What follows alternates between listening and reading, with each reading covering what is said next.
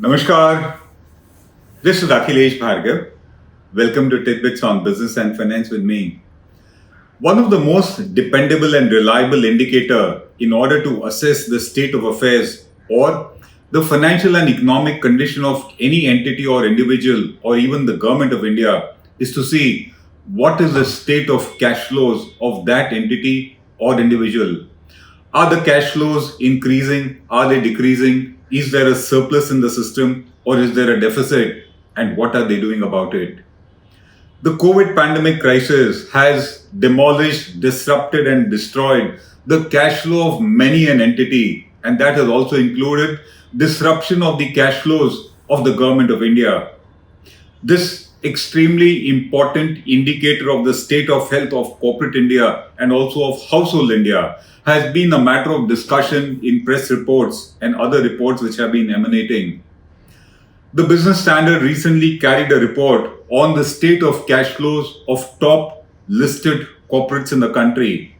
This report spoke about the cash flows available of top listed corporates, not including banks, NBFCs, and insurance companies. And the report says that these top listed corporates today are sitting on surplus, unutilized cash flow to the tune of 11.2 lakh crores, and they don't know what to do with it. They do not have direct utilization opportunities of this kind of a mountain of a cash flow in their business operations, and thus they are not really able to put it to productive use. And so what are they doing? They're trying to dispose of this surplus cash which has got built on their balance sheets, either by way of giving higher dividends or by buyback of their shares, or sometimes by repaying loans. The report gives the example of Bajaj Auto Limited. Bajaj Auto Limited is reported to be sitting on a cash bank balance of 16,000 crores, and that figure keeps increasing at the rate of about 5,000 crores per year after meeting routine normal capital expenditure to the tune of 6 to 700 crores.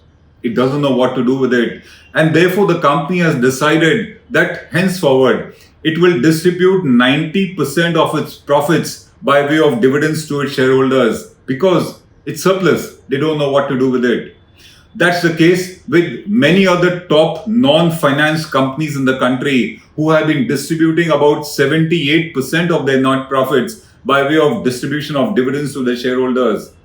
And despite the declaration of such high dividends by these companies, their cash and bank balance on hand has shot up by 13.8%. It keeps on increasing. In other companies which have not been really resorting to higher dividend declared to the shareholders, they have been resorting to buyback of shares from the shareholders in order to return these surplus funds at their disposal to the shareholders of the company.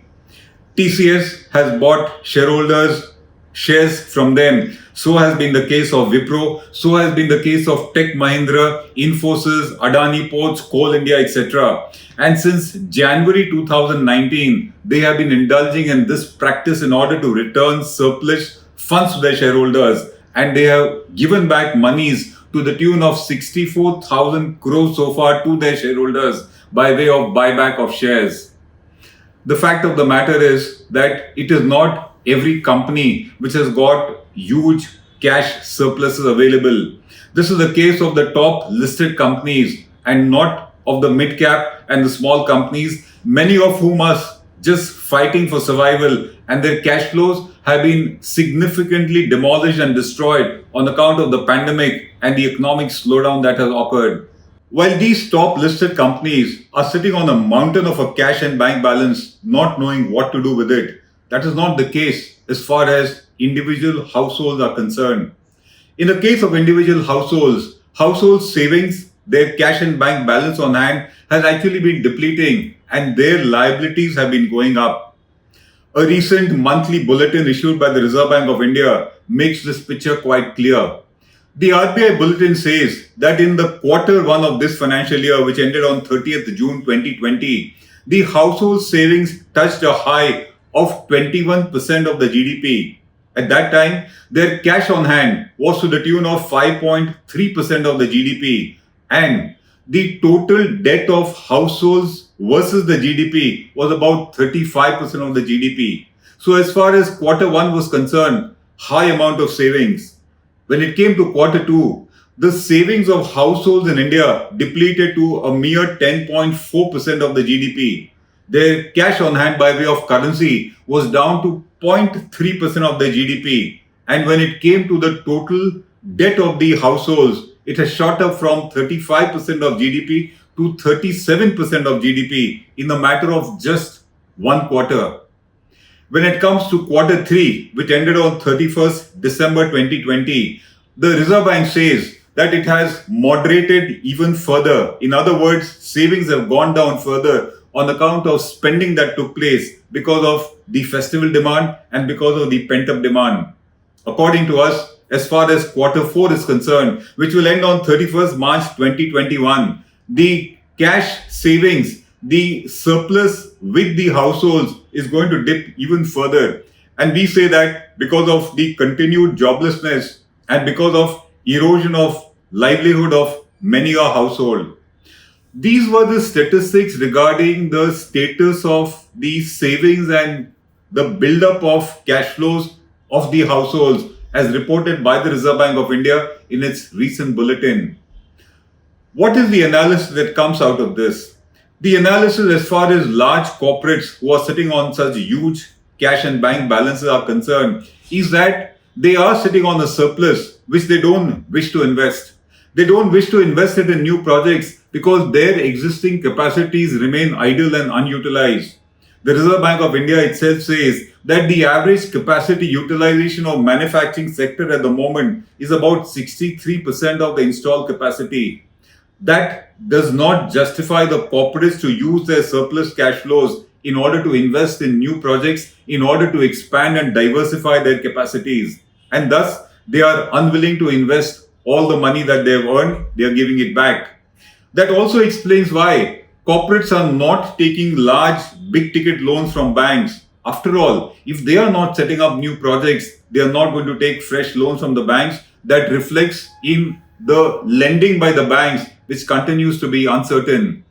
That also explains why they have been disposing of their surplus cash flows by way of higher dividend. Bajaj Auto willing to give 90% of its profits by way of dividend or by way of buyback of shares or by way of repayment of loans in order to deleverage their balance sheets. The fact of the matter is that if corporates are sitting with surplus cash and they do not know what to do with it and they are returning it, it means that they are not really confident about real, durable and sustainable growth coming back in the economy so as to then start triggering investment as fresh projects by them. This surplus, as we said, is only with the top large corporates. As far as the medium and small sector are concerned, the number of NPAs have been rising, bankruptcy have been rising, which only shows that their cash flow position is not the best to talk about. When it comes to a review and analysis of the cash flows and the savings of the household sector, it's entirely different. In quarter one of the current financial year, which is the quarter ended June 30, 2020, the household savings has shot up to 21% of GDP. And that was because the economy was in a lockdown and the households were only buying and spending on essential items and goods, and they were saving the rest. They were also saving because there was a lot of uncertainty that had built up in the economy, and saving for a rainy day was needed. That explains why in quarter one, savings had touched 21% of GDP. In quarter two, the economy had started opening. There was a pent-up demand on account of discretionary spending, and so the households did spend. Because of that, the savings rate had depleted to 10.4% of the GDP in the second quarter. In the third quarter was the festival season, and in this quarter, spending took place on a larger basis on account of festival demand, on account of pent-up demand. And that explains why the Reserve Bank thinks that in quarter three, the household savings would have moderated even further. Thereafter, according to us, with joblessness being as it is, and with the moratorium of banks having got over, the households would have been required to spend further to repay even the bank loans. And that payment would have meant that perhaps their savings would have dipped even further. In our analysis, the resumption of discretionary spending is going to take time. That's because the COVID research seems to be coming back, and also the state of the economy is not one that gives confidence to the households. And we think that savings might go up despite joblessness and loss of livelihood taking place. However scarce the earnings of the households are, they are going to try to save it somehow in order to be ready for a rainy day. The position of the large corporates and the households is a study in contrast. But what is the larger picture that emerges from this analysis? The first one, of course, is that the surplus cash flows that is there with the corporates today does not seem to have a good productive use for them. And that's not a nice situation. If large corporates are earning money and they don't know what to do with it, they do not have avenues to invest further, that means the overall economy is at a standstill and the corporates are not very confident of risking their money in new projects or new investments. The second point in the larger picture is that we are seeing a lopsided situation. Those who need the cash, which is households, they don't seem to have enough of it. And those who don't know what to do with it, which is the big corporates, they seem to be loaded with it. That's a lopsided picture, which is again reflecting in the state of growth of the Indian economy. And the third point is even the government of India is facing a situation where cash flows are not very good to talk about. They are in a pathetic state. And the position will improve for the households, for the government of India, and also for the corporates who are loaded with cash only when stable and durable growth comes back in the economy, a durable revival takes place. Till that, these kind of build-ups and lopsided situations will continue. This is Akhilesh Bhargav signing off till we meet again. Namaskar. Hello everyone. HW News English is 2 years old now. When we started this venture, we promised ourselves one thing, that news should remain free, because right to know is the right of every Indian. But to keep news free for everyone, we need support from some of you. And thus we have rolled out membership on our YouTube channel HW News English. But mind you, the membership is completely voluntary. The programs that we were doing earlier, that we are doing now, will continue to remain free. First level is a basic level. Here, you can be our supporter by paying rupees 199 per month. This membership gives you certain perks and benefits. The perks include unique badges in front of your name, a live show from Mr. Sujit Nair and from Mr. Akhilesh Bhargava per month for our members.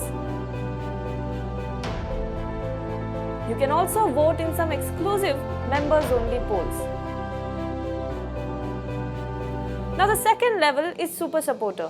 Here you can be our Super Supporter by paying rupees 3,999 per month. This membership will include every perk that comes with basic level. Additionally, our Super Supporters can be a part of a WhatsApp group where we can have discussions and suggestions on various topics.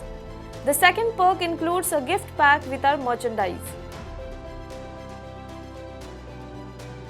And the third perk is a Google Meet with Mr. Sujit Nair, where you can join the meet and ask your questions to Mr. Nair face to face. Lastly, if you like, we would give a shout out to our super supporters in our programs. So, hope to see you soon with our badges.